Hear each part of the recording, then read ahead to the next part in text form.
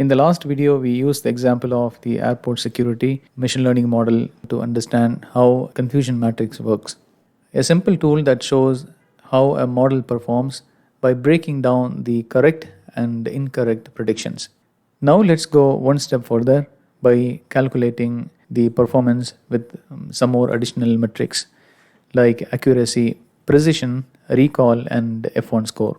We already went through the meanings of the true positive, true negative, false positive, and false negative. From these four outcomes, we can calculate the more important evaluation metrics. Number one is the accuracy. Accuracy tells us out of all the bags scanned, how many did the model get it right. We can calculate using the formula accuracy is equal to the true positive plus true negative, which means the correctly flagged items, divided by all the bags which participate in the scanning. In other words, we can say the true positive plus true negative plus false positive plus false negative. So if our model got 90 out of 100 predictions right, that means 90% accuracy. But what if most bags are safe? The model could just say safe every time, and still it looks like it's more accurate. But there is a problem, and that's why we need to have more detailed metrics like the precision and the recall to evaluate even more in detail. Number two is the precision.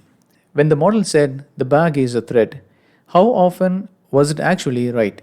This is important when false alarms are costly, like holding up a passenger unnecessarily.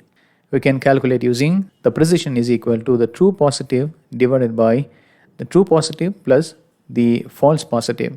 This means all the positives, all the bags which was flagged as a threat, how many bags were actually a threat. High precision mean the model doesn't alarm unnecessarily. Number three is the recall. Out of all the actual dangerous bags, how many did the model catch? This is more critical in situations where missing a real threat is dangerous. So we can calculate using recall is equal to the true positive divided by true positive plus the false negatives. The true positive, which means the actually flagged correctly bags, divided by amount of the threat which was actual in the number of bags. Recall can be calculated by the formula recall is equal to the true positive divided by the true positive plus the false negative, which means the left out bags which was actually a threat. A high recall mean the model is good at catching all the threats, even if it is sometimes makes false alarms. Number four is the F1 score. Here is where the things get interesting. Sometimes we want a balance between the precision and the recall, especially when both false positives and the false negative matters. And that's why we are calculating the F1 score.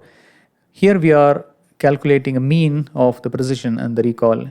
But when we are calculating the F1 score, we are not using the normal mean. Instead, we are using the harmonic mean. The reason for that is if you are using the normal average of the precision and the recall, you will get a better result. But actually, that could be a problem for the scenario where you want to have a balance between the precision and the recall. Either you don't want to make a false alarm, and also you don't want to miss the actual threats. If you'd like to improve the performance of both the sides, then we have to go for the harmonic mean. Okay, probably in a separate video we can see how the harmonic mean is working and why we are using to calculate to balance between the precision and the recall here. So F1 score is equal to 2 multiplied by the precision into recall divided by the precision plus recall. When you are using a harmonic mean, it depends on the number of parameters here. Here we are using the precision and the recall, and that's the reason we are multiplying by 2. High F1 score means your model is both precise and doesn't miss threats. As a summary, accuracy is the overall correctness. Precision is when we say a threat, how often are we right?